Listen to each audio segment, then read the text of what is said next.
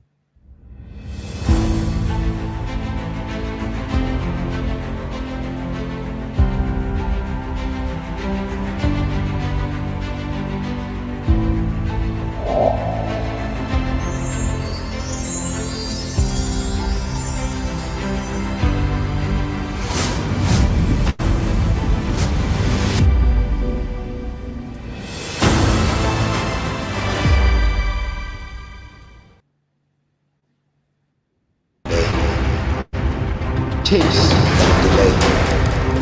Engage without delay. Connect without delay. African Renaissance, Pan-Africanism, Agenda 2063. After. This is the big one. This is the movement. This is the Africa we want. This is the show for all of us. The Africa we want show. With W.H. Carr.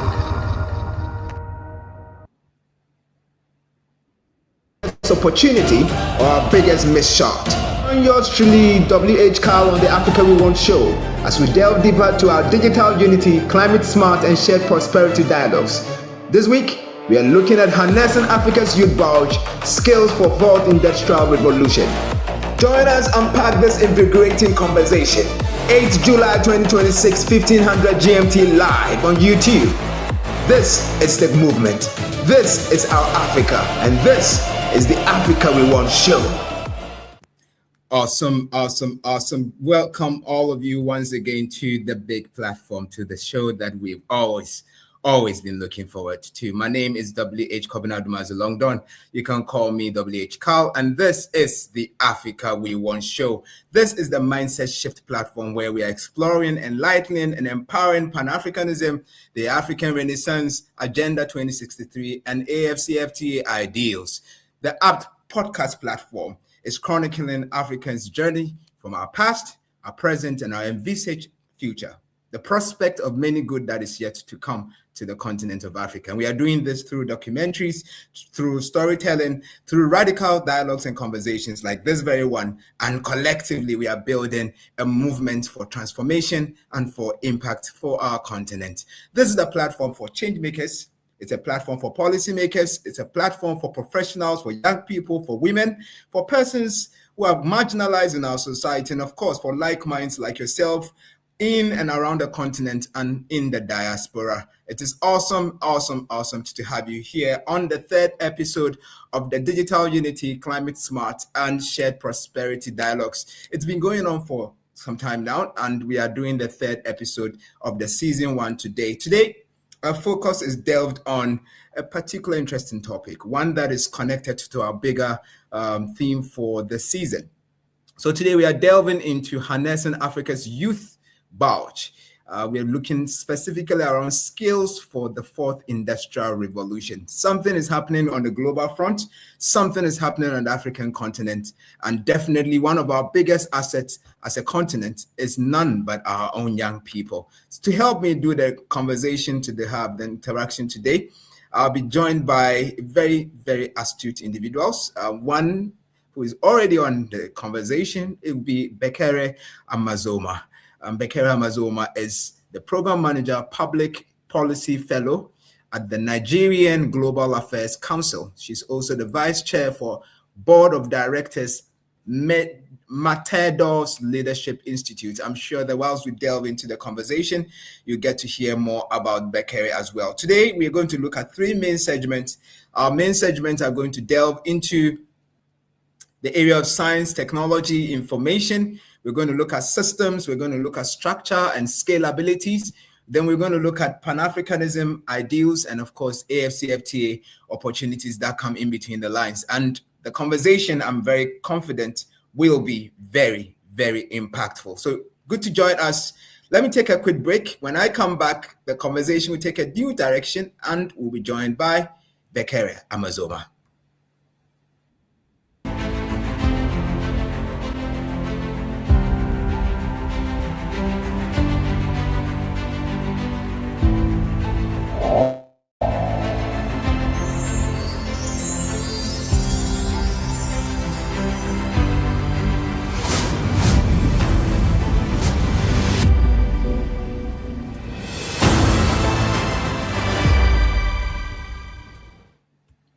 So you're warmly welcome back to the Africa We Want show with WH Cal, and I'm very honored to have a very intelligent, exposed, and well-connected lady who's been traveling across the African continent and the diaspora. She's very much interested in the conversation we're having because she has this Pan-African vibration that runs through her blood.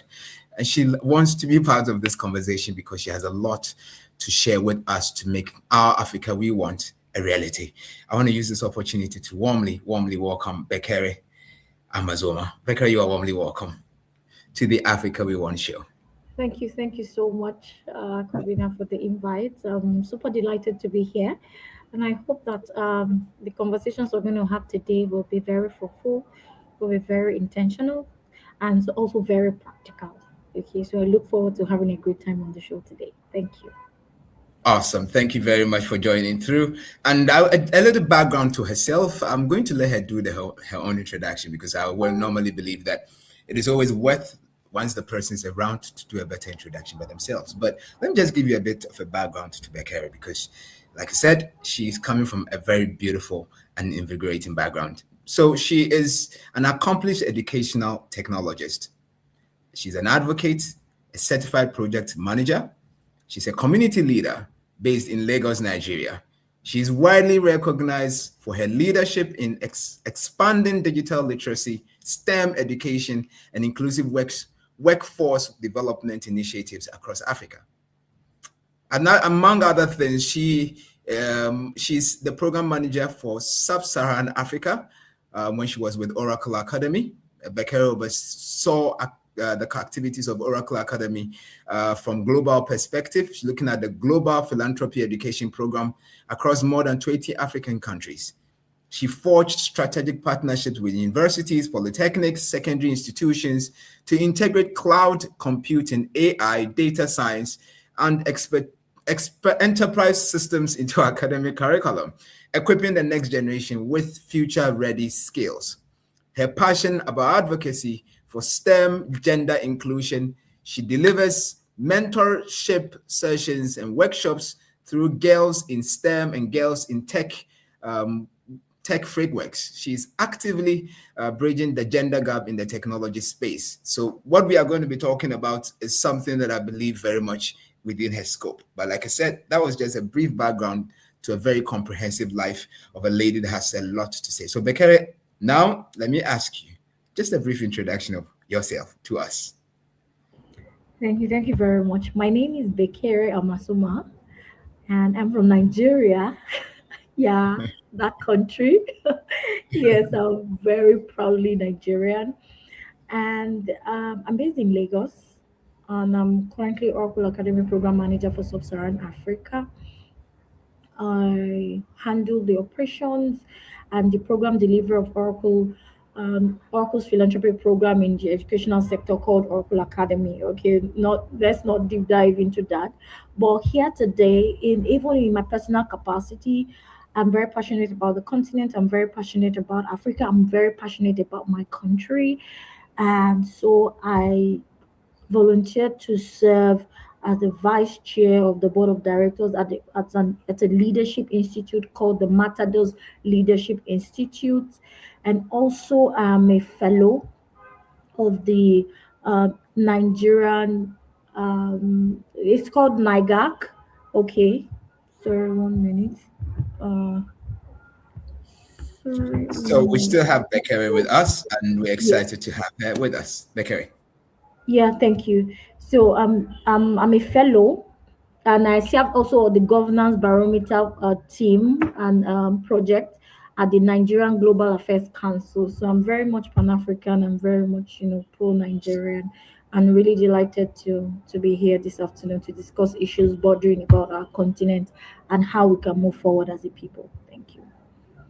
Thank you so very much for joining and, of course, coming to connect with like minds across the African continent. I want to use this opportunity to connect with all those of us who are watching and will be watching either live or the recorded versions that will be repackaged and positioned on our YouTube, on our Facebook, on our LinkedIn, TikTok, and of course, our Instagram pages. I also want to recognize the contributions and collaborations of some institutions, which, of course, as we're going along, I'll take a moment to recognize them. But the National Youth Authority, the United Nations Youth Association, and among other institutions are actively supporting us. Tech Farm Hub, Consulting Boafa Pimpa Foundation, and a number of other institutions based on the continent and in the diaspora are gradually building the momentum with us. And we're looking forward as we go forward, many more gains will come to our opportunity. So welcome back, and we're now delving a bit more into the conversation. Today's topic is harnessing Africa's youth bulge, skills for the fourth industrial revolution. And of course,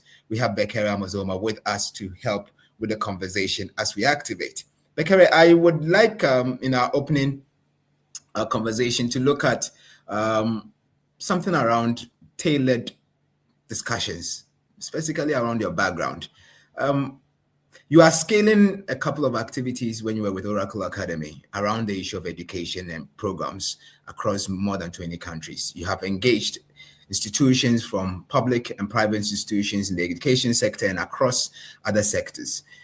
My interest here is in all that work that you did, what is the single most surprising thing that you discovered about the Africa youth? And are we ready as we look at it? All right, thank you. But let me quickly add that you may want to check for Mr. Isaac Newton backstage. Okay. Great. Yeah. Thank you.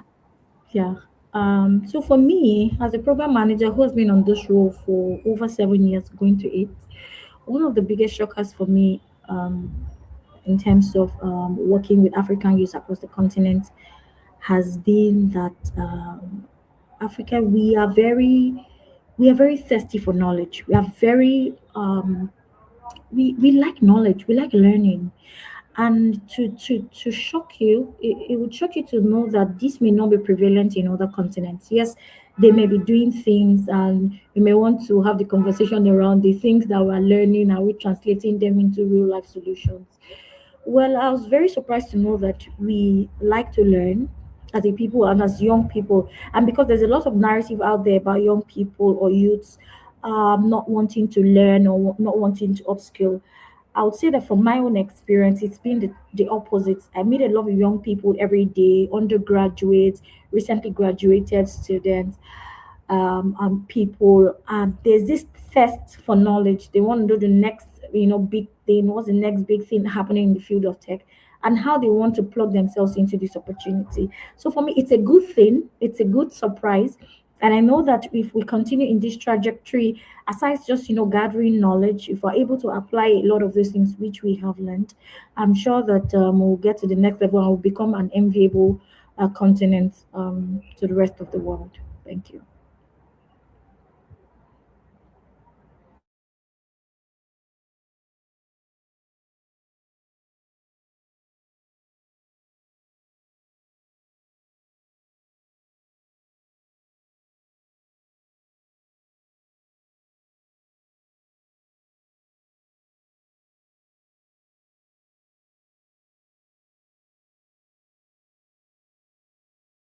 Hello, can anyone hear me?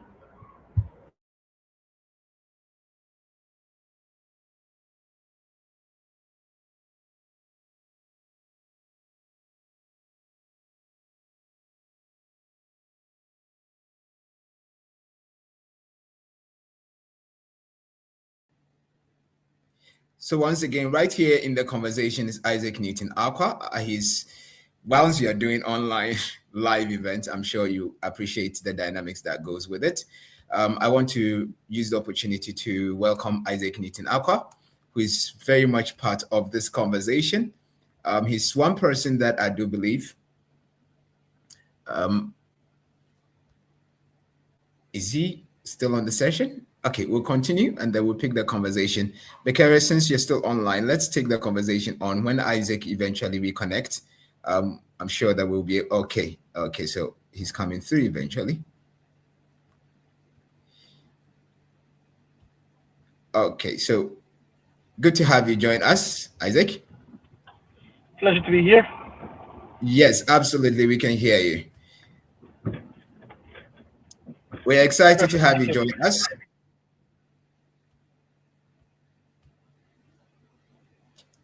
We're excited to have you join us. Thank you, Kobe. Brilliant. Thank you, Kobe.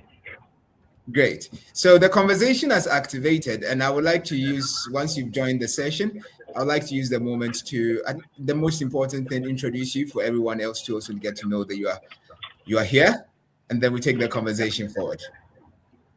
So I was making mention initially of some of the things that I know of Isaac Newton Acquah. So let me just take the moment to do a bit of a background of our second panelist. He's an ecosystem developer.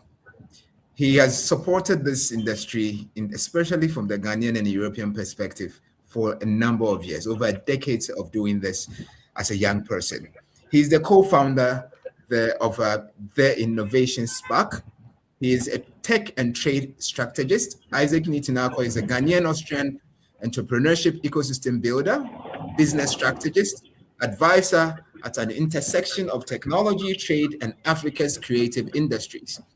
With a bicultural upbringing in Vienna and over a decade of deeply rooted experiences in Africa and, of course, in Ghana, he bridges European investment and innovation with African entrepreneurship talent.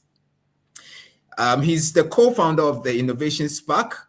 Isaac leads a boutique of strategic consultancy that designs and executes high-impact programs across tech, trade, and economic empowerment for clients in Africa and in Europe.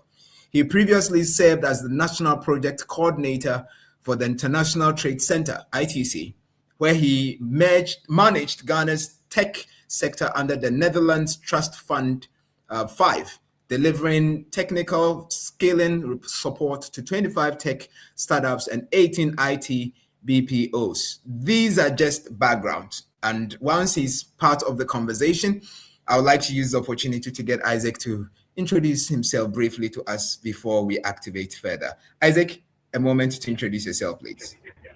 No, thank you for all that. I'll say, in short, what I like to do is accelerate things, move things forward. I'm honored to do a lot of things, also helping and pushing you, including with yourself, with the UN.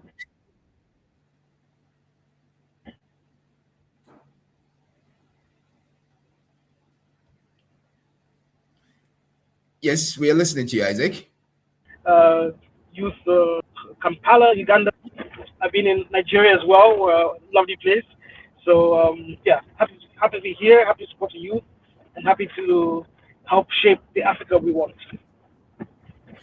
Awesome. Thank you once again for being part of the show. As the show goes on, I'm sure that we'll get the opportunity of having other dynamics come to the table. Now, the conversation kick-started a few moments ago with Bekere, and we're still in the opening sessions of the conversation. So let me turn attention to you and ask a question. You have lived and worked in both Vienna in Europe and, of course, in Accra, Ghana, two cities with very different relationships to the Fourth Industrial Revolution. So from that vantage position, what does Africa's youth actually have that the world is underestimating? Isaac. Okay, tough question. Very good question, though. Thank you for that. I'll say two things to keep it short. One, the numbers. I think we have such a large number of youth. I think in the next 5-10 years, a quarter of all youth are going to be African. And so it's not just African number of youth, but we are more adaptive to technology. We're more open to change. We're fast to learn new things. So there's going to be a whole quarter of the world population that's ready to embrace and use technology. At the same time, I think we also have a lot of creativity. We still have a lot of things that we haven't tapped into, and we're very creative youth. So I think that combination of creative youth and just the sheer number is going to mean everything from ideas, from businesses, and also from buyers being here on the African continent.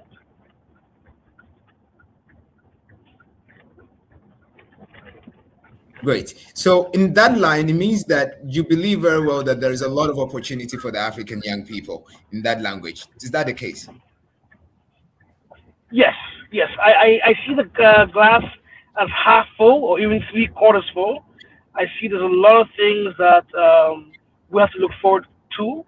Obviously, I'm aware of the challenges, the problems from infrastructure, from governance, from funding, but I think there are more opportunities than challenges that lie ahead of us. Great. Then, if that is the case, then let me ask something that I believe both of you could respond to. I'm asking in relation to when we talk about harnessing Africa's youth bulge, which both of us, all of us as speakers and panel have agreed that there is a bulge and there are opportunities for that matter. Now, when we look at this bulge and harnessing that particular youth bulge for the fourth industrial revolution, what are the dominant narrative that frustrates both you the most, both of you? What are the narratives that you hear about Africans' youth bulge that frustrates you, that makes you uncomfortable, and what keeps people thinking wrongly about Africa's perspective on that? Any of you could answer, please. Okay. Okay, for me, I would say that it's the narrative that African youths are lazy and we're not ready to work. I don't think that's true. I think that if we have a more enabling environment, we will do better. So for me, that's one dominant thought that I keep dispelling, and I'm glad that the narrative is being rewritten. So we are not a lazy bunch of people, though we may not get results like we see in other climes yet. But I believe that with the right support and the right enabling environment, right infrastructure, Africa youth will be at the top. And even with our different limitations and gigantic problems that we have as a continent, even as a country back home here, we still see our people who, excel in other crimes. Take Isaac, for instance. He's based in Austria and he's doing fantastic. So I believe that if given, the enabling environment, proper support, mentorship, I believe that African youths would really get to the top of their career vocation, even even in entrepreneurship. I believe that we would rule the world because we've got the grit and resilience, and we are built in a very special way. So we would always excel wherever we are. Talking about special way, I'm very intrigued. I'll come back to the special way. What you see is so unique and peculiar about the African that makes us a special people. Now, let me get that same feedback from Isaac in that same regard. What do you see as the narrative that negatively frustrates the African perspective on this issue?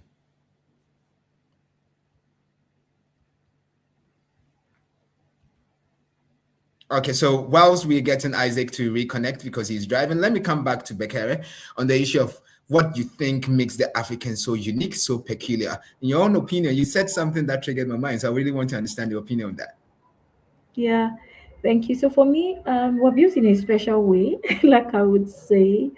And I think as a continent, we are really blessed in terms of natural resources, in terms of even human resources, in terms of nature, in itself, we are abundantly blessed. Talk about minerals, right? That are being plowed all across the continent. And also, I think we're born with like some inbuilt grit and resilience as a people because with the level of development that we have, of course, we should have been more than this. So we ought to have been more than this, even as a continent. We keep striving, we keep moving forward, we keep building systems for ourselves. You see, an African, perhaps your government or whoever is not able to build you good schools. You see people coming together to build these schools. and making sure that their children are properly educated in terms of even housing, right? Or there are not enough mass housing. People come together and build estates in terms of even road infrastructure. Well, these are may not be like some of like the best examples, but I feel that as Africans, we always find a way to move ahead in spite of the challenges that are around that. And we grew up seeing these things, right? Yeah. Even as children, some of us who grew up in slum communities, we have now grown to become people that can be reckoned with in the society. So there's something just really special about us. Like I said, we also have a penchant for knowledge. We are always thirsty for knowledge. We want to know the next best thing and how we can plug into it. So for me, that test, that resilience, that grit is what makes us stand out, that even in the toughest of conditions, a black person or an African person can, really thrive if they want to. Talking about the rose that grew out of the concrete. This is the Exactly. story of the resilience of the African, regardless of the challenges. And I believe very well that Bekere has really indicated it. Now, I will come back to Isaac because there was a question that was intended for both of you, and it had to do with Africa's youth bulge and the fact that there seemed to be a narration, a negative narration about our perspective on this issue. So I want to get from Isaac, what are people not getting right about our youth bulge and the fourth industrial revolution opportunities? Isaac, Bekere made something connected with our uniqueness. Well, You can do that. yeah. But I think once again it's just yeah, I think definitely our uniqueness is something that needs to shine through. I mentioned our creativity to show that.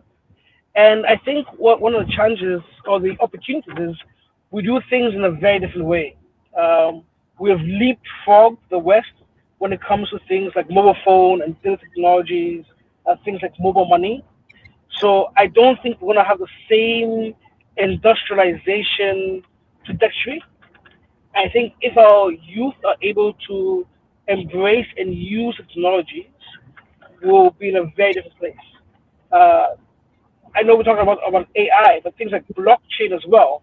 A lot of blockchain builders are Nigeria and Kenya and Ghana building great, amazing use cases.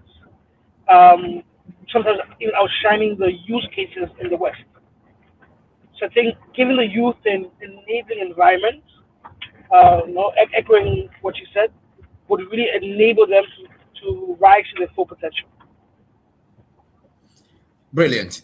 Thank you all very much. My panel is and will continue for this first episode be Bekere Amassoma and Isaac Newton Acquah. These are ecosystem powerhouses who are contributing to the conversation today. And yes, we are moving to another segment of this conversation. We are going to be looking more around science, technology, and innovation related issues going forward. So I just had Isaac give us a feedback. So let me ask Bekere a question. Bekere, you are integrating cloud computing, AI, data science, and enterprise systems into African university curriculums across 20 nations and beyond, because that's what I know you to do. Now, where is the biggest gap between these academic institutions who are teaching things around digital economy needs? What are some of the gaps that you have identified, and what actual digital economic needs do African graduates need to appreciate in this particular season that we find ourselves? All right, thank you. So one of the biggest gaps that I have seen, unsurprisingly so, or well, not surprisingly so, is teachers not even understanding these concepts in the first place, because technology is moving really fast, right? Yeah.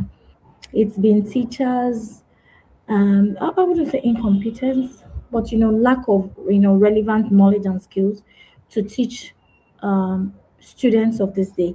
So for me, that's one big gap, and it's one of the biggest challenges I've seen aside infrastructure, right? So teachers who do not even understand these concepts, teachers who have been in the systems, in the university system since like the 80s or 90s, and their curriculum is very way outdated, and you do not expect them to churn out the best candidates that we would need to thrive in this era. So for me, and it's a very big deal because the way our education system works, it's teachers who in turn teach students, right? But these days, I see that a lot of students are going out of their way to sort of learn by themselves, upskill, and all of that. So that's why we've taken it upon ourselves at the Oracle Academy to actually upskill students. So we have a couple of national upskilling and digitalization programs currently running in different countries across Africa. And the method we use is training the trainers. So that's the model we use because we believe that if we train one teacher, we're able to to reach at least hundreds of students as opposed to just training students, all around. So for us, teachers, their knowledge level is quite low. Some of them are not even understanding the concept of cloud. They're not even AI. The way artificial intelligence is running. I mean, a lot of them are even a bit scared. That, oh my God, I hope I can remain relevant in this age of AI and all of that. But, AI, it's been generative AI all this while, but right now we have moved to agentic AI, and we're not even sure what next is to come. And the whole landscape has changed. AI has changed everything.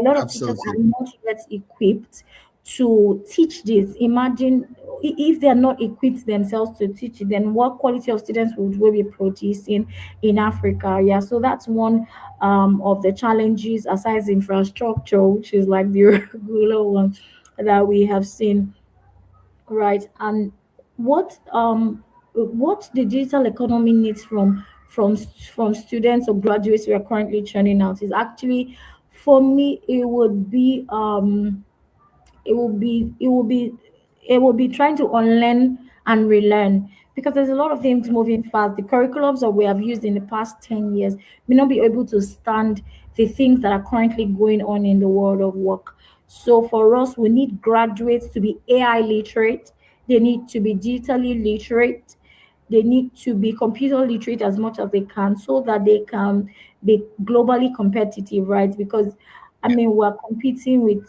students across the world and graduates and even the workforce across the world. So if we're able to have students who are AI literate, it is very important, irrespective of the course that you are studying in the university. It doesn't matter if you're studying broadcasting or you're studying theater arts or you're studying computer. It's important in this day and age as a fresh student or graduate that you are AI literate. You also have to be digital literate, and of course, at least computer literate, in my opinion. Thank you.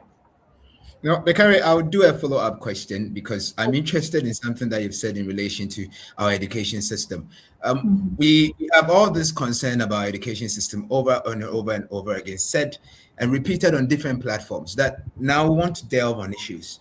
From your personal experience, what is the holdback in properly incorporating this new knowledge about fourth industrial revolution opportunities into our everyday experiences as Africans, not just only in the formal education sector, but even what happens in the informal or semi-formal sectors?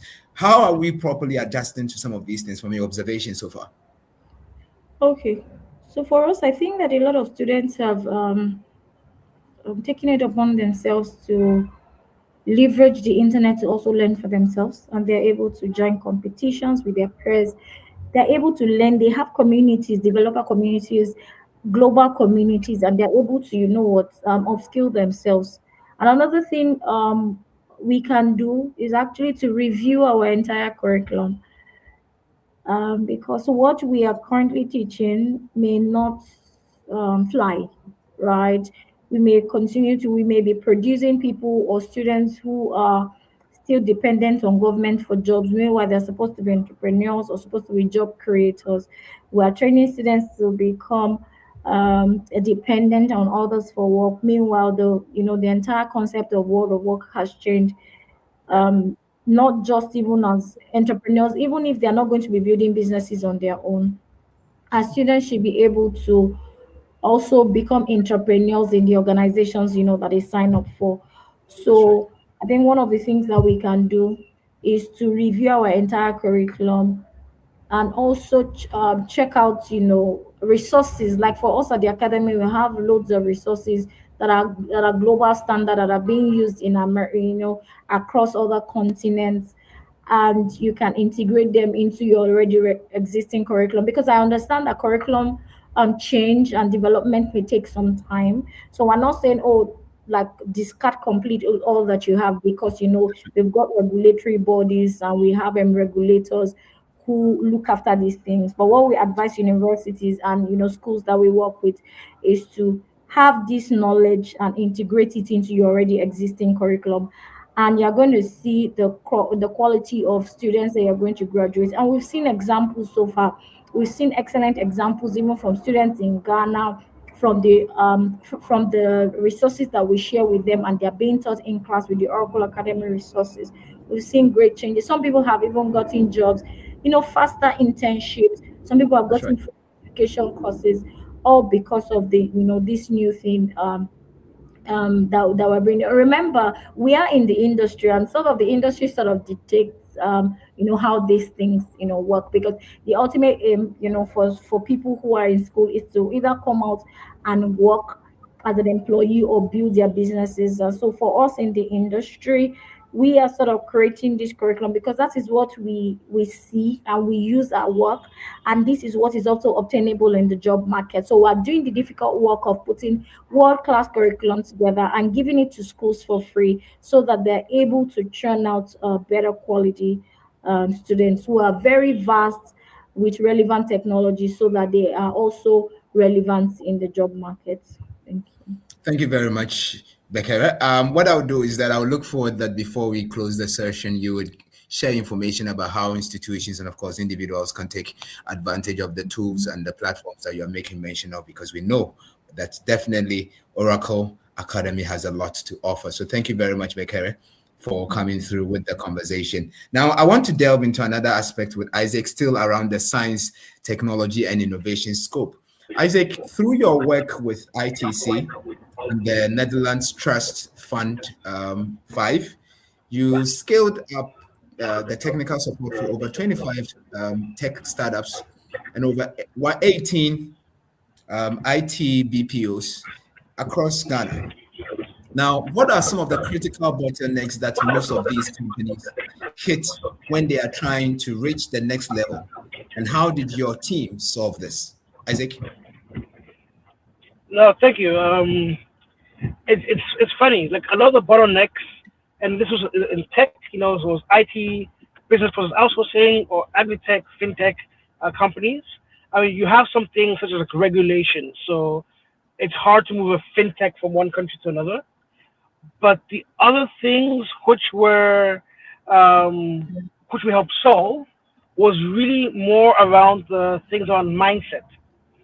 And a lot of people are in Accra or Kumasi and scaling to other major cities and just haven't thought about how do I scale to Lagos? How do I scale to Nairobi and to other places? So with a lot of mindset and educating people not on their tech, but on how to internationalize, how to expand beyond borders. And then one of the things we did that was really successful was actually taking people there. Because you can sit in Accra all day and dream about London, dream about Berlin, dream about Morocco, but until you actually get there and understand and see how it's different, how does it tick, what do they say? How in Nigeria they say hello ma, hello sir, and the accents, the vibes. It's hard to conceive how your business will actually get there and who you need to work with. Can you expand from your office in Accra? Do you need a salesperson? Do you need to set up a whole entity? So working with local consultants, bringing hosts of companies on B2B missions and taking them to trade fairs really help them unlock opportunities.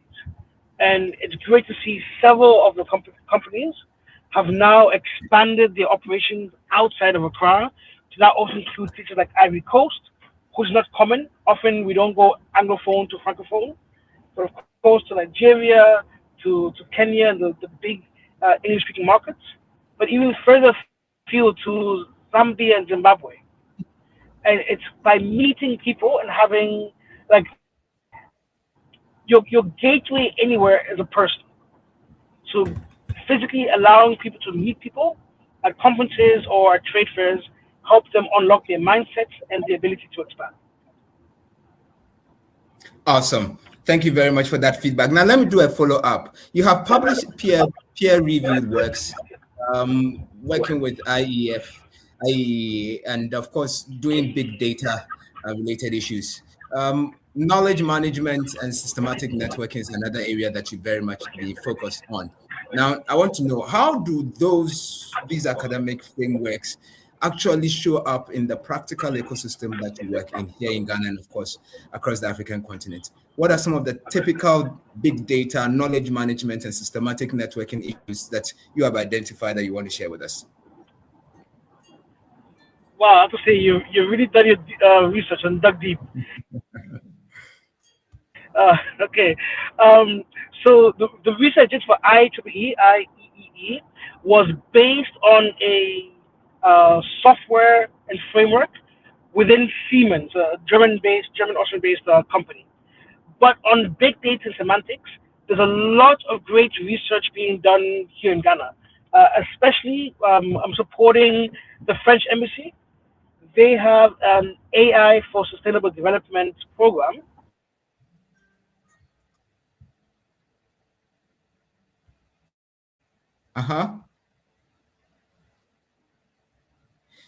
Okay, so we still do have Isaac on, and I believe that out of perhaps the traveling and all that, he will probably have some few technical hitches, but definitely his responses is in line with the question that I asked.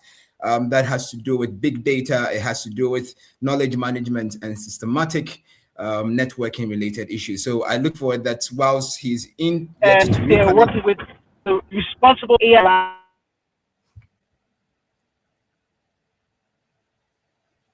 Yes.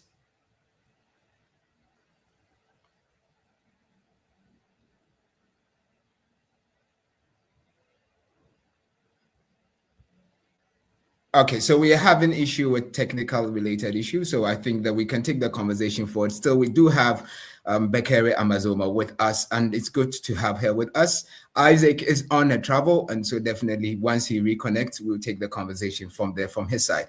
Bekere, let's get back to you in the conversation. You are integrating cloud computing, AI, data science, and enterprise systems into African university. You are supporting Kenya's Presidential Digital Trading Program, a national government initiative. What does a government-led digital skills program get right that the private sector does not, and vice versa? Bekere. Yeah, thank you. So this is quite an interesting question. So what does a government-led digital skills program? I mean, government has authority. I can say that again, and they literally can get anyone that they want to get on board the program, right? So it's quite easier for government, to work up to private institutions and ask or request for them to onboard people and get people. So it's quite easier, and it's important that also government leads this kind of national digital skills initiatives, because it's easier to get people to comply to it. It's just one policy. Government can come up with policy, and everyone has to sort of follow through with that policy. So I think that's one thing that government has. Government has authority. Government has, they could get policy backing, to sort of support their initiatives. Okay, which private sector cannot necessarily, have. And so this helps. So that's why it's good to have a partnership between public and private sector. So there's usually the PPP stuff, which works well because each person leverages their strengths and comes together to build something commendable. So government got authority, they've got policy backing them. Meanwhile, private sector will most likely have structure, right? Private sector will most likely be strict, and also they've got funding, and all of that. Government is usually they have lean budgets. They always tell us they've got lean budgets, but most times private sector, they're able to leverage their profits and all of those things to come up with initiatives. So that's why it's very important for the government and private sector to work together, because that way we're able to leverage, each other's strengths to be able to come up with a formidable initiative that can last. So government brings their own part to it, sort of mandating people to join these programs, put in policies, write to universities to mandate them sometimes to even listen to the private sector and the things that they have to bring. Meanwhile, private sector has the expertise, private sector has the structure that government needs to be able to make these initiatives successful. So for me, it's a it's more like a collaboration, okay, and it's always good to know when governments are working, government works with private sector, and vice versa. So that's why we like collaborating with government at Oracle, because we know that we're able to scale initiatives faster, when we get government backing. So that's it for me, and I hope that answers your question. Absolutely, it does answer the question a lot. And of course, it also highlights the commitment of the need for collaboration. All the things that we're talking about, one of the things that I personally believe resonates a lot with me has to do with the idea of collaboration and partnerships. For this show to even activate itself in the past 2 episodes that we've had so far, it has been built around the spirit of collaboration. So anything that really gets stakeholders to work towards one direction to achieve the collective good, I believe that is what even this show stands for, to bring the stakeholders, the players together to dialogue and, of course, to move for a major change. So thank you very much for creating and clarifying the synergy between, of course, the private sector and the government influence in, of course, digital skills programs across the African continent and vice versa. Now, I'm going to ask a question that will go both ways, and I'm going to give Isaac a chance to respond to that question first, because whilst in the conversation and, of course, translating from his side, he had a technical hitch-up. So we talk a lot about leapfrogging. Now, the idea that Africa can skip stages of development that the West went through, that's the idea that when we talk about leapfrogging, we are driving towards. Now, in your experiences, both of you, where is that leapfrogging actually happening in tech and skills? And where is it just a convenient narrative? So it's two sides to the coin. Where exactly is the change and shift, leapfrogging shift, really happening in the tech and skill space? And where is it just a mere narration? Isaac. No, thank you. Very, very good question. And also apologies about the technical issues. And I think, no, something she mentioned about the education. We have challenges there. Yes. I think we're going to see the leaps and bounds of leapfrogging is really about thinking of new ways to tackle those challenges. Because of our lack of teachers or resources, I think Africa is going to be more open to adopting ed tech solutions.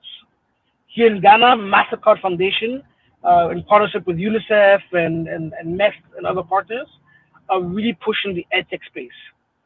And I can imagine now people being able to learn, not from teachers who don't know about AI and other things, but from intelligent AI solutions that are crafted by the best and brightest, would enable people to leapfrog. And one company that's working on that is called QNO, enabling both teachers to upskill themselves in real time and students to use it and really have conversational learning experiences and tailored learning experiences.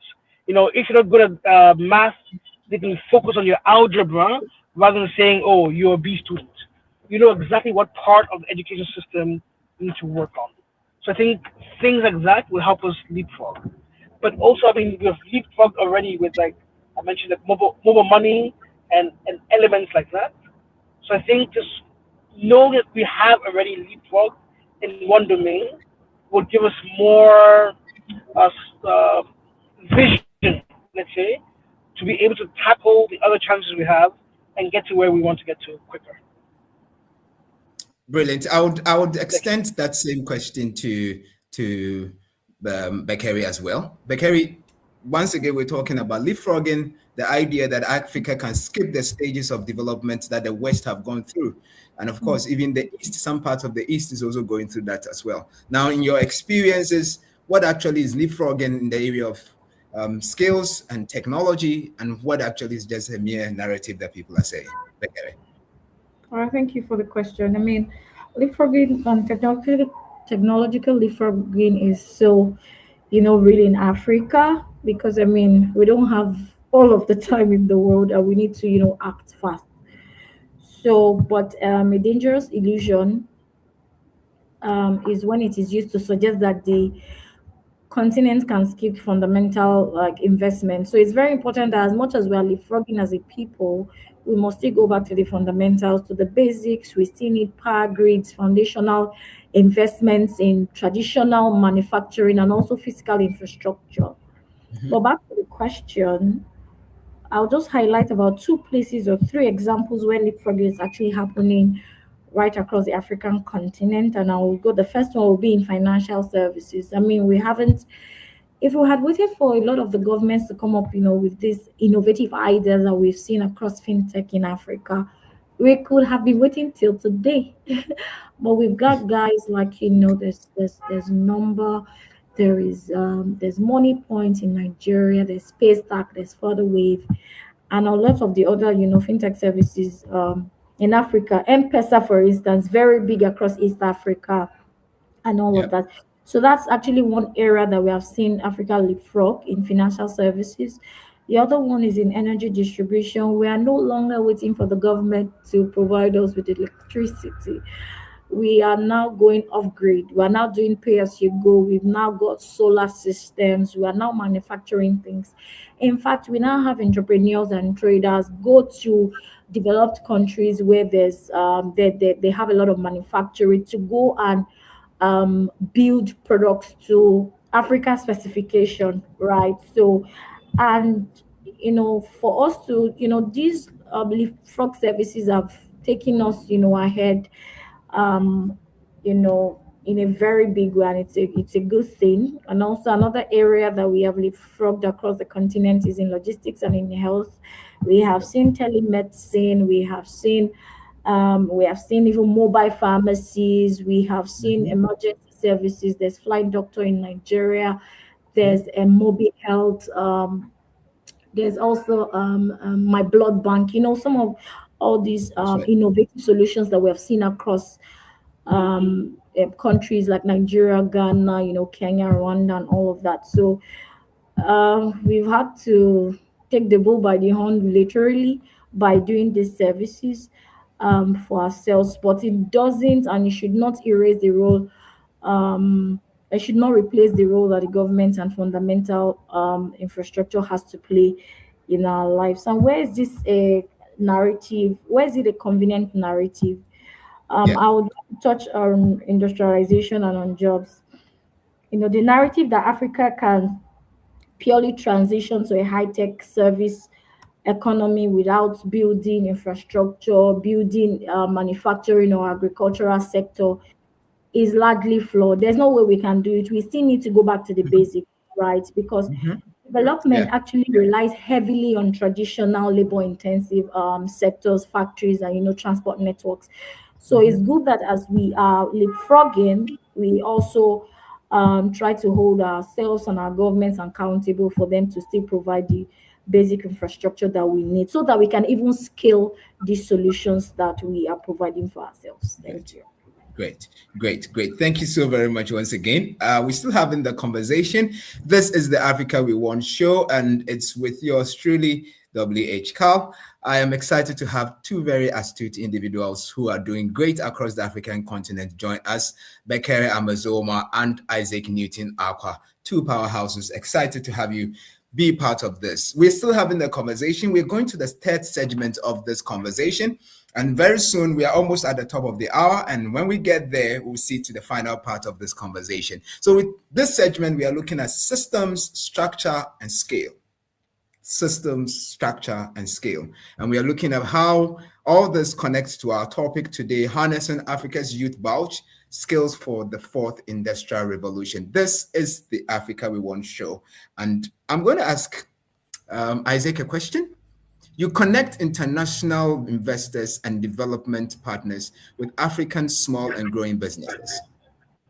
What is the most common misconception that European investors bring into the room when they are evaluating African tech ventures? And what does it cost Africa in general? Thank you. I think the biggest thing is that the risks are over exaggerated. And yes, we have risks. Yes, we have everything from political to infrastructure and just human risks of companies failing. But the same companies are failing in London, in Silicon Valley, and in Dubai, right? So it's not just a Africa issue of companies failing. But I think the risks are over exaggerated or over highlighted, and the upside and the potential is downplayed. So I think that costs us a lot because there are tons of great businesses that really have to fight 4, 5 times harder to get an investor to put money into their business. So we don't get as much funding as we should. If you always look at the total amount of funding Africa gets as a whole compared to other parts of the world in terms of VC funding, it's a fraction. It's really like 5% or lesser that we're really getting. I So get you. that's what we need to investors change their mindsets. I think the success stories, you know, Bekere mentioned things like Money Point. For Yeah. me, I always look at Paystack. When Paystack Okay. had its exit, all of a sudden within 4 years, we had 4 or 5 unicorns. And because Paystack had its exit, investors all of a sudden had FOMO and decided to pump money into the African fintech space, the Flutterware, Faves, the Chipper Cash, the OPays. So I believe once we have more successes, not too long ago, InstaDeep in Tunisia was a $500 billion acquisition, showing that Africa can build AI solutions. So That's right. I can imagine more money will start coming into AI and other areas like that. Now, let me connect what you just said with your activities as Innovations Spark. The Innovation Spark sits at the intersection of technology, trade, and of course, Africa's creative industry. So I'll ask you something connected to that. What does the creative economy teach us about scaling African innovations that the traditional tech sector isn't figuring out just about yet? I love this question, and I need to confess, I'm a creative at heart. My 9 to 5 is in the tech world. My 5 to 9 is in the creative world. Work with musicians, with film, with fashion designers. And I think one of the great things that we can all attest to is that African music has really made it international. One of the coolest things for me, things like the World Cup, where the people from around the world were singing Kamido song and Burna Boy songs and Molly music. Shakes to the Max has gone global. Tyler, like Water, has gone global.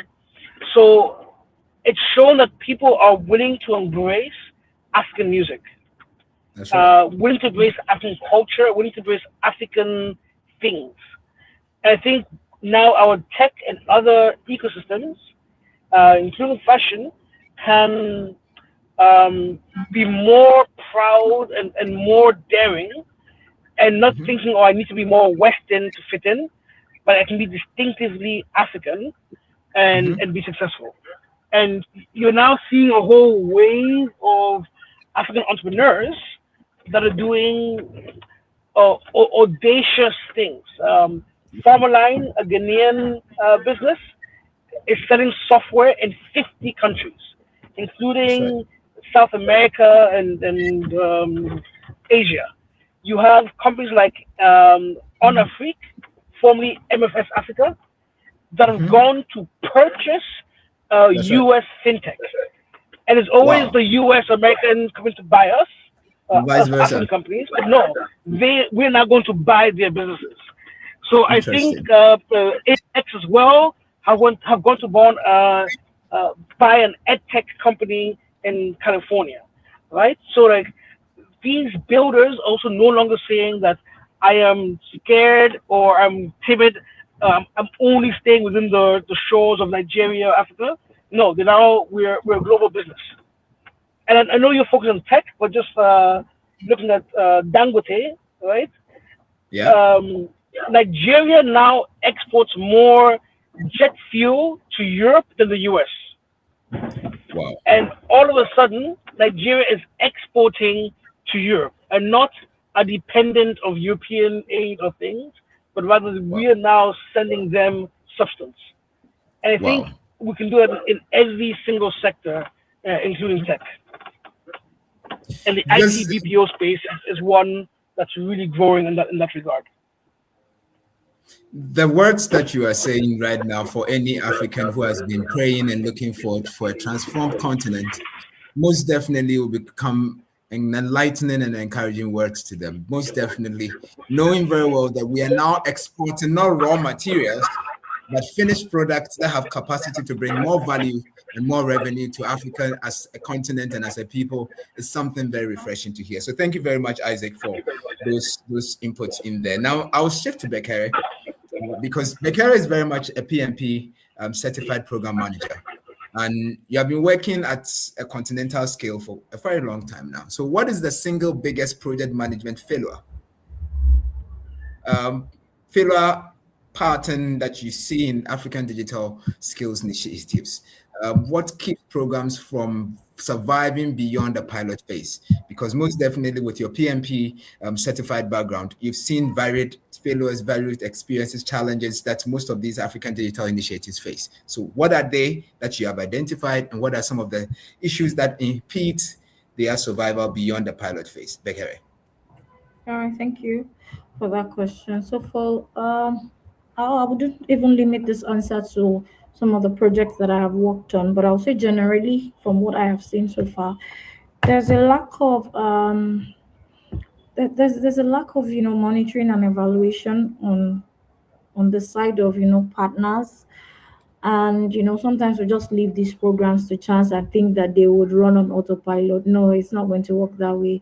We have to sort of closely monitor these programs and ensure that they are meeting the objectives and hitting the targets that we have set out for these programs to hit, right? So for me, one is lack of proper monitoring and evaluation. And what metrics, what would success look like per project, right? So when you're planning all of these things, you need to understand and you need to write it down. You need to outline these things. So what would success on this project look like to me? And it may vary for a lot of stakeholders. The government will have a different definition of success. The partner may have a different definition of success. Even its other stakeholders in terms of even teachers, students, or whoever that the program is meant to impact, they will have different metrics to define success. So it's important that everyone agrees what the success metrics are, and they closely monitor and evaluate the program to ensure that it meets the set out objective. The other thing for me would be that it's important that we get the right human resources to man those programs, because you don't want to put the wrong pegs in the right holes. It's important that we people who understand these projects, um, purposely, and also who are very passionate about those projects, so that when there's a lot of things that goes behind the scene with projects, and when the going gets tough, the passion of those people is going to pull them through, and are going to stay with this project. So it's important that we ensure that we've got the right people on the team. Human resources are very important. Projects are not going to run themselves.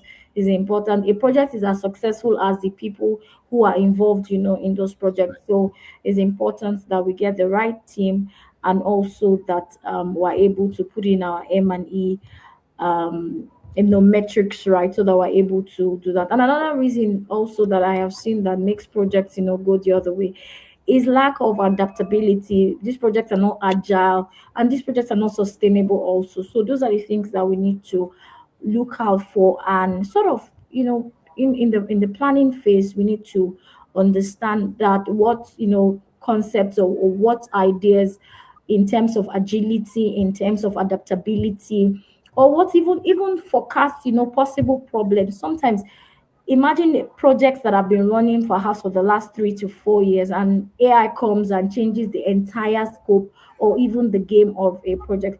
so many projects would fizzle out because even at the introduction of AI, but if That's we're right. able to build sustainable projects and also agile projects and projects that can be adaptable, quickly adapting to change and all of that, then we are able to build more resilient programs that will be more impactful in the lives of the people or the target audience in this case.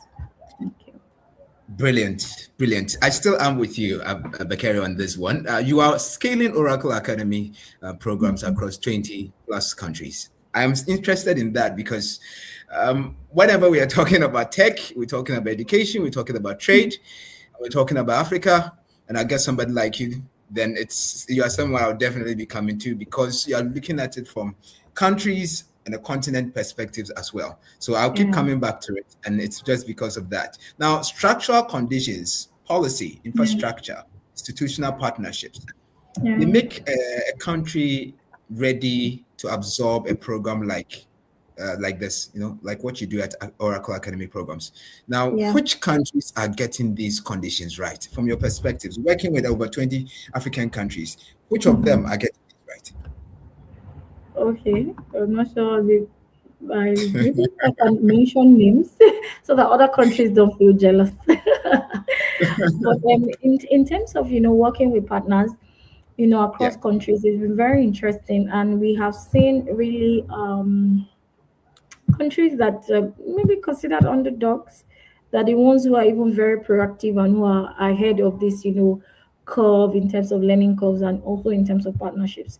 So for us, some of the conditions for us, right, that will make a country ready to absorb the program will be around for policy. We're looking out, do these countries have policies that mandate children to be in school? Because there's such a serious problem across West Africa, I'm not sure across Africa, around out of school children. The population is alarming, and we want to be able to, if we're bringing educational initiatives in partnership with the government, we need to even ensure that the government sort of has a mandatory policy that says that all children must be in school. Because imagine if the people who are bringing these initiatives for are out of school, so then it's of no use. So it's important that policies are like that and put in place. Another policy that the government, that we can maybe look forward to work with will be around teachers training. We need to ensure that government takes teachers training very seriously, because we need to Absolutely. upskill the students. As much as we want students to learn, it is sort of the input of teachers that is the output of the students most of the times. In terms of even elementary, so from elementary to junior high to senior high school, then maybe in the universities they begin to find their path. But it's important that government, in terms of policy, that the government has deliberate measures around teacher training and upskilling from time to time. Okay, and also in terms of infrastructure, we're looking at smart schools. What infrastructures do we have in schools? Do we still have the blackboards, or do we have interactive boards these days? Do we have infrastructure that can attract students to come to school? Some kids, is this interactive technologies, they're able to write digitally on the board, they're able to interact with TV, they say something and it talks back to them. It's quite interesting to them. These are some of the things, in terms of infrastructure, smart schools that governments, can put in place, that can, attract, private sector, to be able to also work with them. Another thing also will be ease of doing business, right? Those are Mhm. some of the conditions that companies will look at before they're ready to maybe come up with upskilling opportunities, or initiatives, countrywide initiatives with governments. And for countries that are getting these conditions right, I would want to give it up to Rwanda, to be very honest. They're very proactive. um there isn't so much bureaucratic, bottlenecks around government officials. Of course, we are in Africa, and we understand how people in government and how government works. When somebody gets into power, they suddenly become unreachable, untouchable. We can't talk to them, we can't even criticize them. But some governments have made it very easy for you to be able to sort of approach, make their ministers even accessible, so you're able to have forward thinking conversations with them. So we've done upscaling initiatives in countries like Rwanda, Morocco, even Nigeria. Yeah, we've been able to do that. So these are some of the things that can help or make private sector, begin to collaborate with government. And these are just a few examples of the countries across Africa that have gotten some of these conditions right. Awesome. Now, this is the Africa We Want show, and I'm very excited to be talking this conversation with you because all that we are talking about is about Africa. And I am excited that this conversation has gotten to this point. It's the top of the hour, and we are just about to wrap up this very one. But we'll take a quick short commercial break. And when we come back, the conversation actively continues with Bekere Amassoma and Isaac Newton Acquah. Give me a moment. I'll be right back.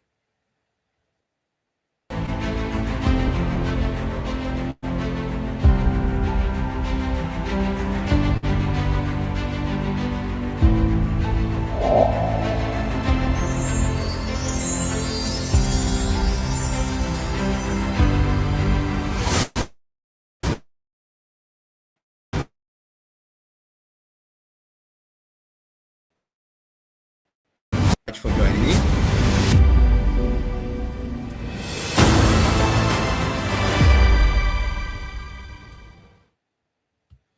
Thank you very much for joining in the session once again. My name is W.H. Dumas-Longdon, and this is the Africa We Want show.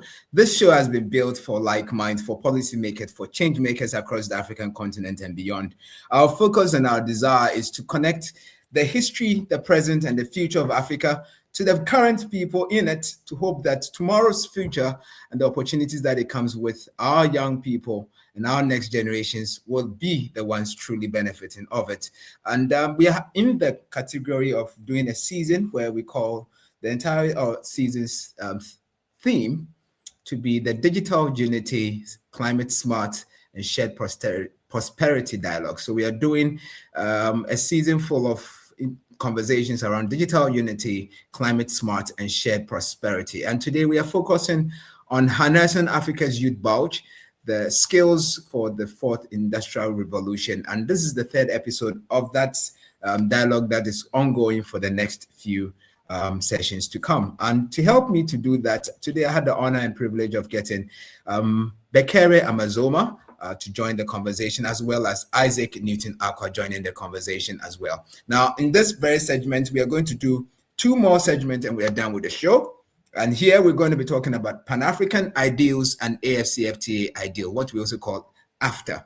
Now, these ideals are looking at bringing out perspective from our individual speakers, what they see, what they perceive as the one that will build the Africa that we want. So I'm going to take a moment and go into those specific questions as well. Now, my first question goes to Isaac.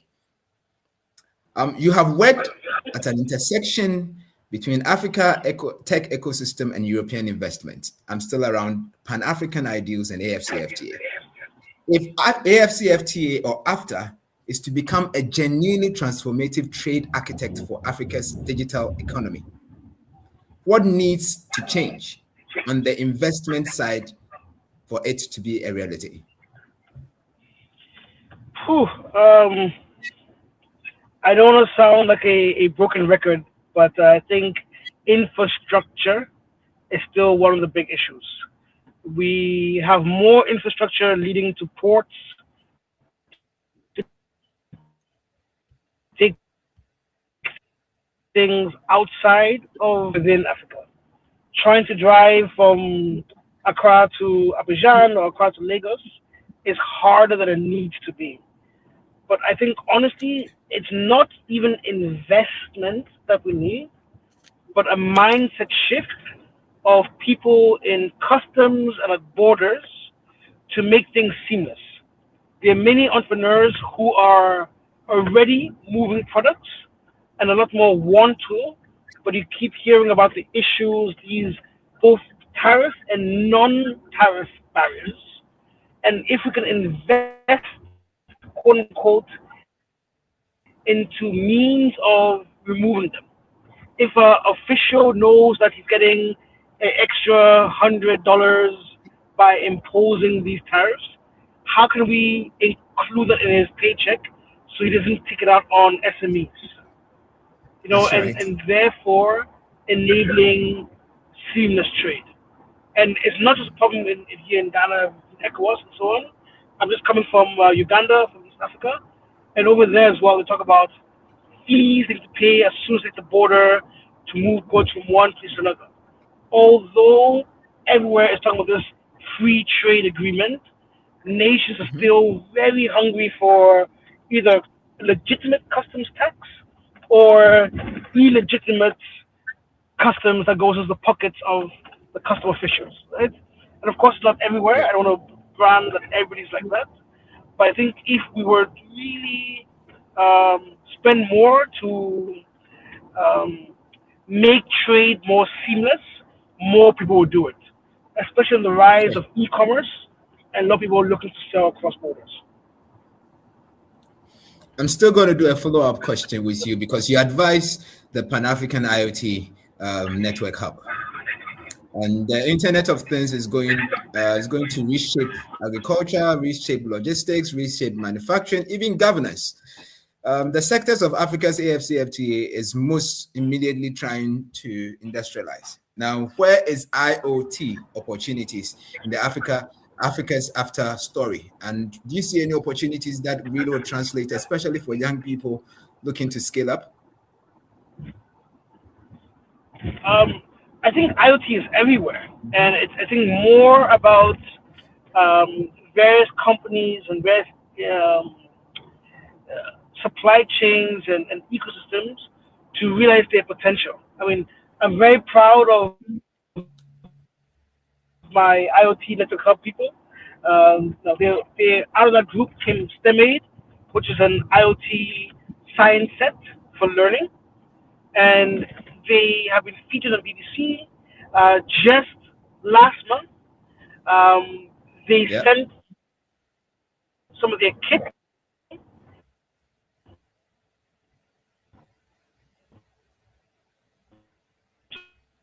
yeah, show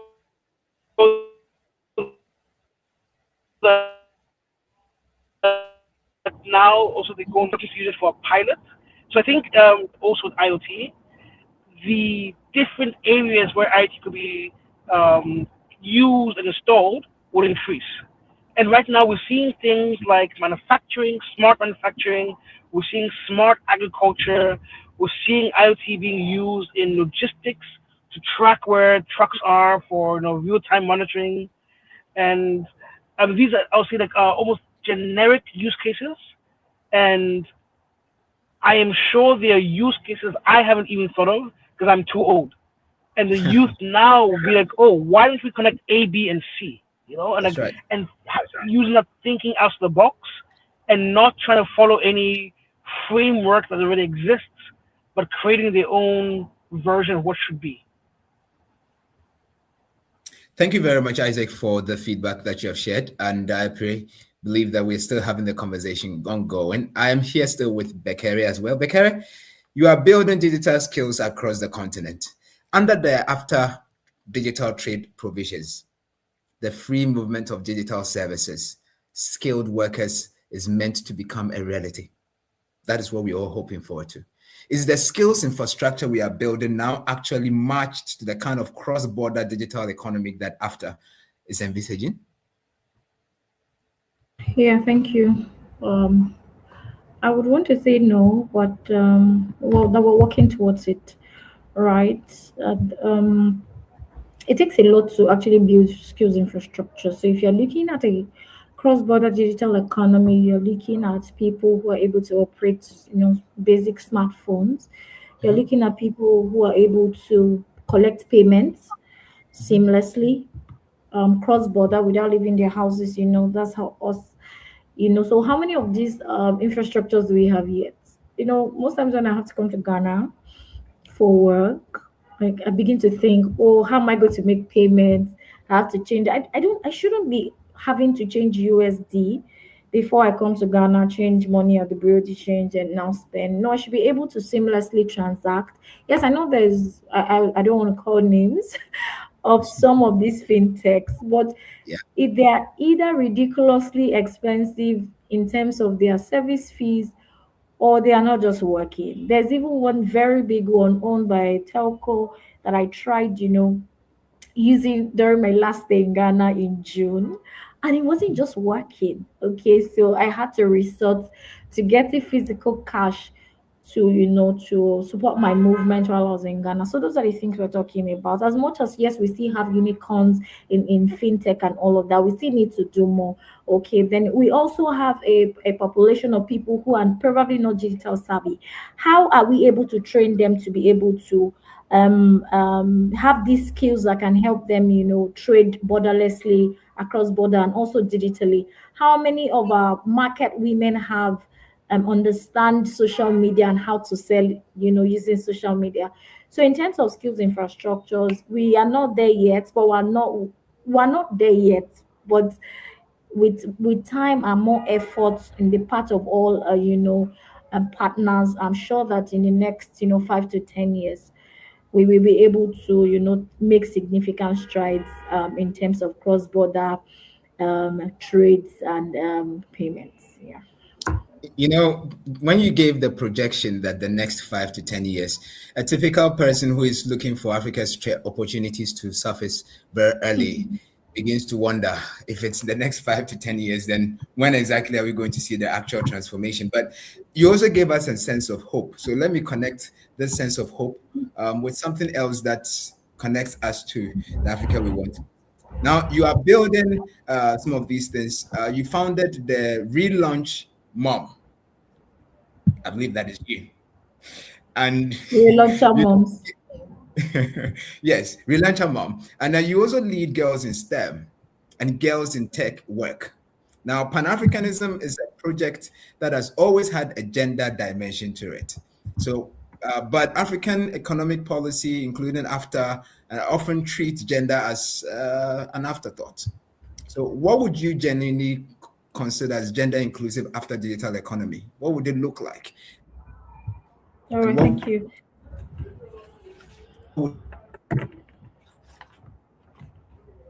would it take? Hello, Bekere? Yes, I can hear you. Can you hear me now? Yes, we can hear you absolutely. All right, thank you. So, should I pick the question again? Yes, please. Awesome. So, still around the same issue of what you're talking about, in line with that, we know that you founded Relauncher Mom. You also are very much in activities with girls in STEM and girls in tech work. Now, we have the mindset that whenever you talk about Pan-Africanism, the notion is that it's a bit gender biased, the dynamics around gender is always unfortunate because the economic policy, especially around issues of AfTA, sometimes treat the gender issue as an afterthought. Now, what generally, in your opinion, is gender inclusivity around the AfTA agenda, especially in the digital economy, and how does it look like? And what would it take for us to build a robust gender inclusive after digital economy? All right, thank you. So for me, a genuinely gender inclusive after digital economy would be one that genuinely helps women to trade and trade safely and trade online, because there are lots of barriers. I mean, for women, but let's not even go into that. Most times, their fundamental human rights, are trampled upon and all of that across the continent. They are married off early. They are not their education is not prioritized. So these are some of the issues, that we deal with, not just even on the African continent, but across the world. So for us, it would mean making online trading very safe for these women. It would mean helping them to collect payments seamlessly across borders. For me, it would mean sponsoring them, for exhibitions across other African countries. Let them show their crafts. Like, for instance, we've got women in, so we've got the Kente, for instance, we've got the Kente, and I know that we've got weavers in Ghana who probably haven't stepped foot out, of the country before. Imagine the great work that they are doing in preserving our culture by weaving these fabrics that are being sent abroad, sent across, all the nations of, across the nations of the earth. but they still do not have access to the global market. So what we can do is help these women digitize their business, bring it online, build websites for them, build multi channels for them that they can reach out to their customers with. Basically, just make the online space remain safe for them. Remember that as we come online, there are issues around cybersecurity. We have to train them in this aspect so that they do not fall victim to unscrupulous elements who are online. And also mentorship is very important for women-owned businesses, and also spotlight them. We should be able to spotlight these women-owned and women-led businesses, show the number, their impacts, how many people they're employing, and open them also to grant opportunities, as it were. Then also for me would be putting them into communities that can help them grow. For instance, there's this community owned by a Nigerian. She's called Dr. She's called Dr. Olori Boye Ajayi, I think that's her name, and she runs Borderless Africa. I believe that organizations like that and communities like that are able to help support women who are doing businesses offline and online, and they are able to build stronger businesses that can stand the test of time. And what would it take to build this? Sponsor them for exhibitions across other African countries. We can also provide them digital literacy upskilling opportunities, and also provide also cheap smartphones for them to be able to run their businesses right, and also give them financial literacy and financial education. That way their businesses are going to be more resilient, and also will be able to stand the test of time.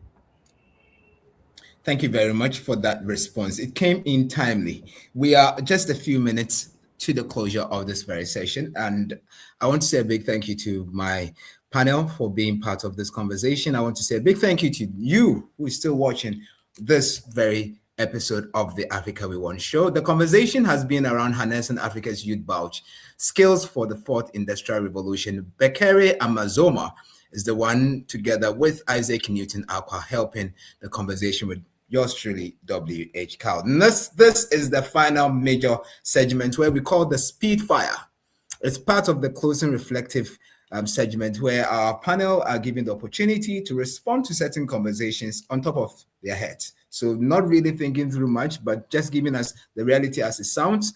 And then we take the responses in that regard. For those of you who are joining us live and those of you who will be joining us subsequently, this show has come to stay. And this is just episode 3. Guess what will happen in season 1? And the other episodes and the next seasons that will come along with it. So this is the final segment, and the conversation goes this way. Now here I ask a question that is directed to individuals, and I will ask you to give me straightforward answers without giving me too much around the explanations. So I'll start with Isaac, because Isaac has been quiet for some while now. So I'll start with Isaac. I'm going to bring you up on screen, and I'm going to ask you for your feedback on Isaac. So just before, yeah. Sorry, just before you start with a quick fire, can I just respond to your last question? I think it's very important about getting women involved in things, and also how to make it more equitable. I think the digital divide is something that we're already facing and seeing, which is only going to get worse with AI. Those who have smartphones, those who have data, will be able to use the power of AI, and those who are scared of it will be further away. So I think it's a very important part. And unfortunately, a lot of times women are further excluded because they're not the ones who are going to get the smartphones first. I bring it up to also mention there are some companies. There's one called Vimo, that's Ghana-based, but working across 8 different countries in Africa, that's bringing the power of AI to people who have YAM phones, people who have normal old, like Nokia 3310 phones, where they can send a voice message and then get AI to answer that voice message. I think it's such a beautiful solution because it includes the market women, it includes people in the rural areas, includes the women who are last to get the smartphone in the village somewhere. but now they also have access to AI and the information that AI can bring. So I just want to highlight that, because whether it's for education, whether it's for sales, or whether it's for the social media marketing, these people can now be included through a system like Vinyl. I know the others are looking at text to AI and other kind of solutions.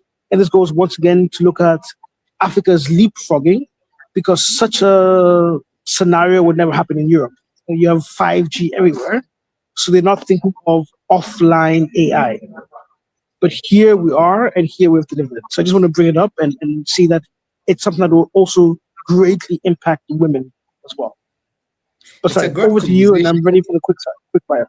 It's a great conversation and a good contribution you're bringing to the discussion, because truly speaking, my observation as well is that everywhere you turn, everywhere you go, it looks like a lot of Africans, young people especially, are doing very, very innovative things, products that are transforming a lot of sectors across board. Unfortunately, the story is not told wild and wide enough. Visibility around the products that they have created is very limited. And of course, even user tester experiences are not really active. And so many of us, I'm in Ghana, and I'm just about hearing about Vimo, which is something that I wish that many more Ghanaians and even people outside the African continent will have the experience of getting to use it and getting to see the transformation that it brings. So one of the things that this platform looks to do would be to start spotlighting entrepreneur businesses as we're going along. So I said this is just season 1, episode 3. Expect greater gains coming through from the African We Want show. But Isaac, thank you very much. You've made some very critical contributions to the things that Bekere Amassoma equally also said in line with the conversation. Now back to the rapid fire and closing reflection segment. I'll come back to you, Isaac, for your contribution in that regard. So my question here is, let's take it like this. The one Africa city that I'm asking you to name one Africa city, one Africa city that will surprise the world in the next 10 years. And it cannot go to Lagos, Nairobi, or Accra. Which one African country do you really believe that is going to surprise the world in the next 10 years? If I can't use those, a simple answer would be Kigali. I know Bekere has already mentioned about Rwanda being very open for innovation. Yeah, Kigali is just doing amazing things, hosting the World Cycling Championship, hosting the African basketball, beyond the innovation and everything. So Kigali has my vote. Awesome. That response, I would ask Bekere something similar. Bekere. Yeah. One African country that you are confident will surprise the world in the next 10 years. I am such a big fan of Francophone Africa.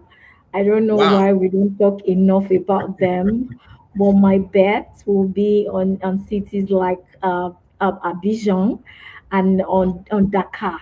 Yeah, those are like hidden gold mines that if we properly explore, they could be the next best thing, to come out of Africa. So I'm rooting greatly for Abidjan. And did you see the pictures that came out from Cote d'Ivoire during the AFCON? I think it was the last AFCON or 2 AFCONs ago.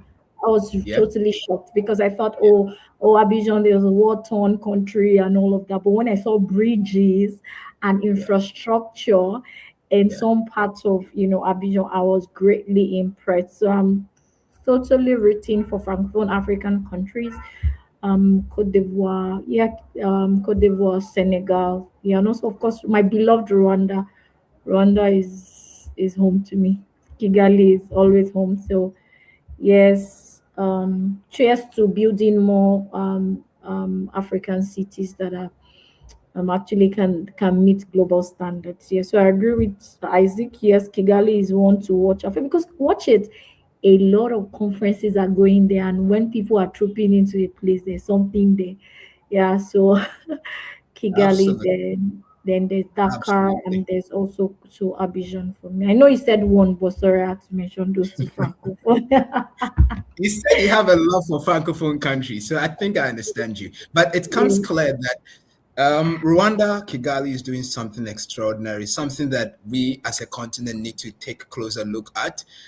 Because for those of us who have had a chance of engaging on that country, especially you mentioned about Rwanda having a well-structured government to citizen relationship in terms of how work is done, how you get to connect and all that. Business registration basically can happen in a matter of days, not weeks, not months. And this is a proof that on this continent, things can happen and things are happening. So I'm really excited we're actually mentioning names of places where transformational impact is likely. So excited to hear those feedbacks from both of you. Now I'm coming back to you, Bekere. I have a question on the one subject that should be compulsory in every African secondary school by 2030. One particular subject that you are confident every school in the secondary level should have. One answer: digital literacy. Brilliant. Thank you. Isaac, any feedback on that? Okay, not to repeat, but I totally agree. And I was going to say also, I totally agree with Francophone, Abidjan, Dakar, who are my list of second and third. But the digital literacy, number one. But I think critical thinking and creativity. And I mean, now if you look at things like AI with generative AI, you don't need to be a tech person to use it. We need to be creative and have a critical thinking mindset to use it. So Isaac, I think that's something I would. Can you hear don't me? go just yet. I'm doing a follow-up question on what you just mentioned about critical thinking. One of that has to do with the biggest lie being told about African entrepreneurs right now. The biggest lie. I'll say that that the opportunities. I think maybe echoing someone mentioned earlier that the opportunities aren't here or the risks are so high, right? I think that lie, that narrative needs to shift. I think even maybe more fundamental is yes, we are still developing, but I think some people think we're in the Stone Ages. And seeing the success of the cities, how big Lagos is, seeing the unicorns like Money Point, that's just Nigeria and a unicorn, I think will help shift people's mindsets of what's possible in Africa. I would ask Bekere the same question because I can see an answer already on her face. Bekere, your response, please. Oh yeah, the biggest lie. Yes, I agree.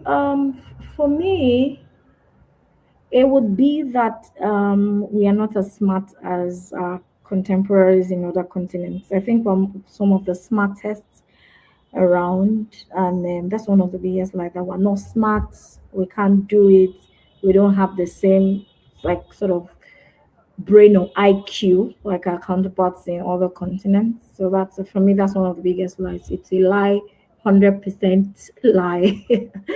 we are smart, we're intelligent, we are very creative as a people. So I think that is one of the lies I would want to dispel about being from the African continent. Brilliant. Still with you, Bekere. Don't go yet. One word that describes Africa's youth are not getting enough of. One word that describes what Africa's youth are not getting enough of. Also, I think we're not getting. I think we're not getting like enabling environment. Like, in other climes, a lot of things, by the time people get to certain ages, sometimes in some countries, oil producing countries, for instance, they've got houses lined up for people when they become 18. But around here, people have to fight through the system to be able to sort of become successful. So, yeah, we need more support, enabling environment, and we need our governments to become more accountable and responsible. Yeah. I would ask Isaac the same response. What's one particular word that describes Africa's youth that we are not getting enough of? One word that describes us. What are we not getting enough of? Isaac?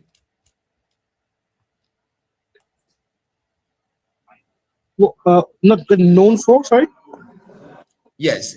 I want to know one word that describes what Africa's youth are not getting enough of. One word. Oh,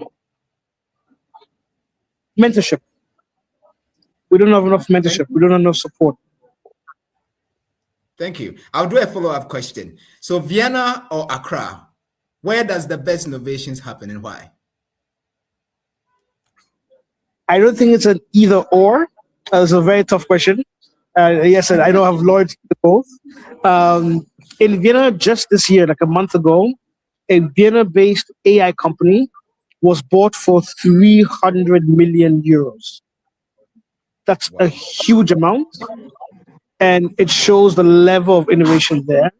But there's also a lot of government support. There's a lot of wealth in the system.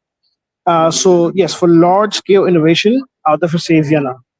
But at the same time, for frugal, for innovative, for cutting-edge solutions like Vimo, this voice to AI solution I just mentioned, or if you look at Mino Health from Darlington, looking at general AI for health, well, once again, he's selling solutions around the world. It's Acquah. So it's about looking at the specific use case and not just the number of zeros behind the deal, the project. Thank you for that feedback as well. I'll get back to Bekere. Bekere, you have earned the Africa Youth Icon Award. What would be the next generation of African women? What would be the next generation of African women need to do to make the award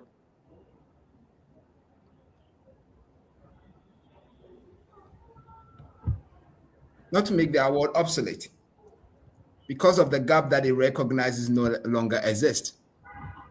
Yeah, so for African women to be able to make that award irrelevant right now, I think we need to step up and enter into our space and own our spaces, right?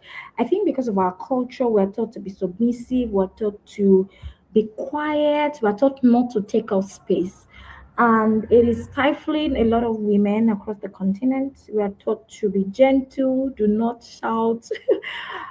And I mean, I've got two sons, and I mean, when I say so, when their dad say he doesn't shout, right? When my husband talks, but when I want them to do something, I feel like, you say, Mom, why are you screaming? I say, but you did not answer. But when your daddy talks, you just That's correct. answer at once. So my point is that you are taught to be gentle, not to scream because not to fight, not to make a fuss because you're a lady and all of that, to be submissive. And that is costing us a lot. It is costing us in terms of innovation, in terms of funding, in terms of even opportunities that we even go for, right? So how many women today can pick up their baggages and travel and say, oh, I'm going for this conference tomorrow, or I'm going for this opportunity, or even travel.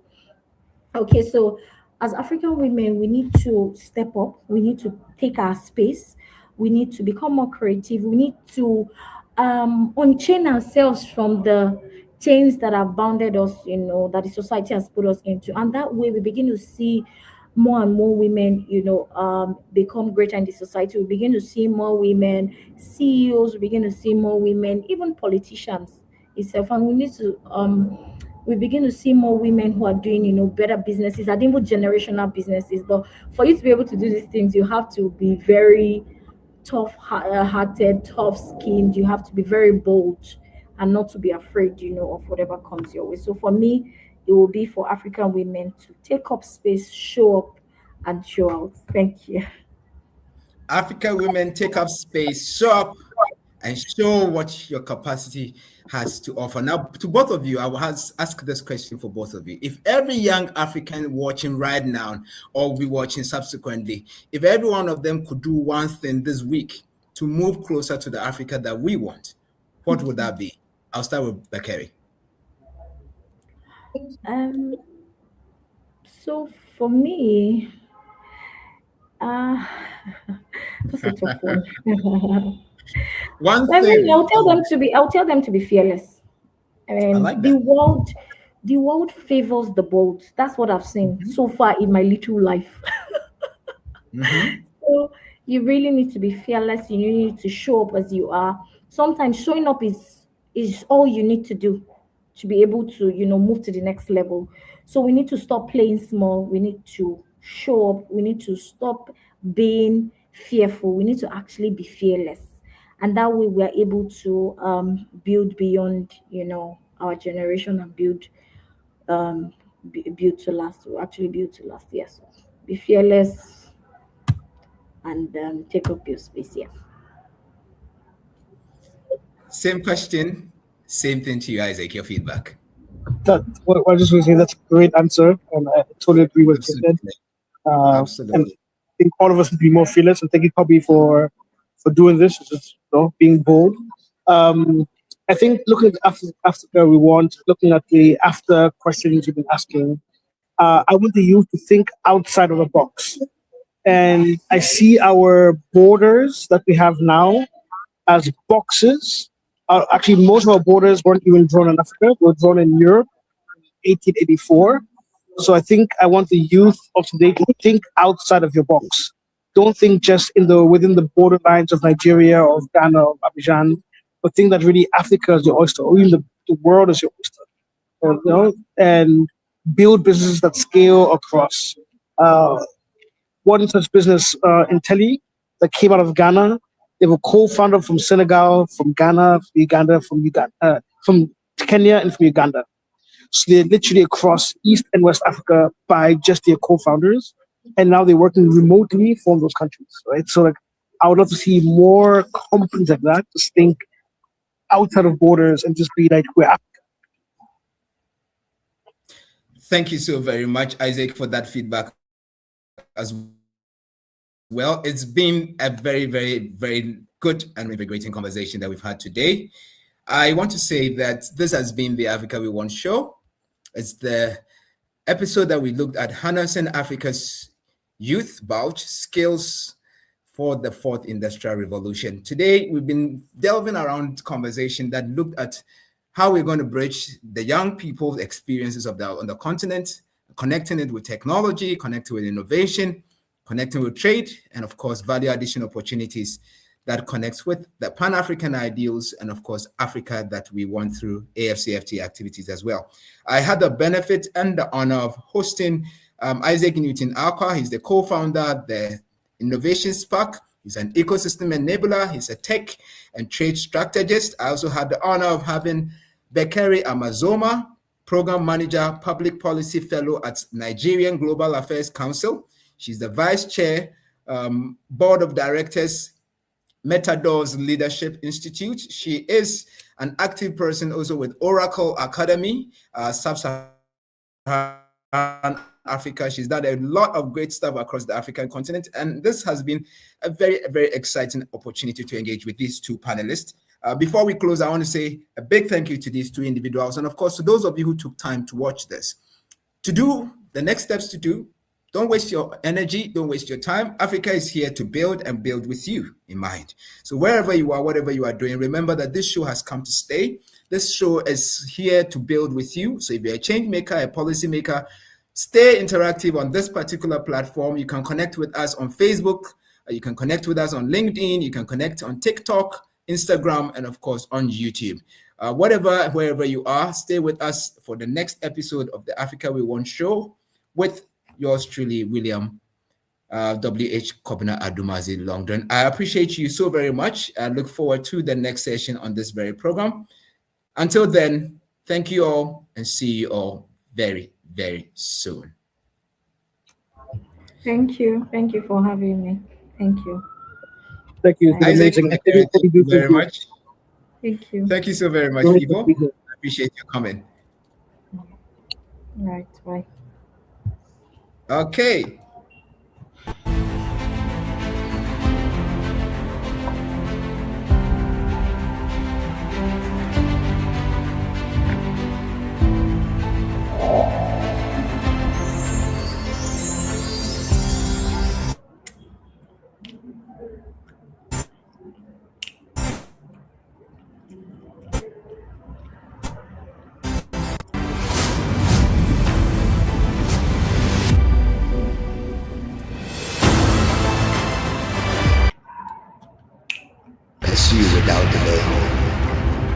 Taste without delay. Engage without delay. Connect without delay. African Renaissance and Africanism. Agenda 2063. After. This is the big one. This is the movement. This is the Africa we want. This is the show for all of us. The Africa we want. Show. WH.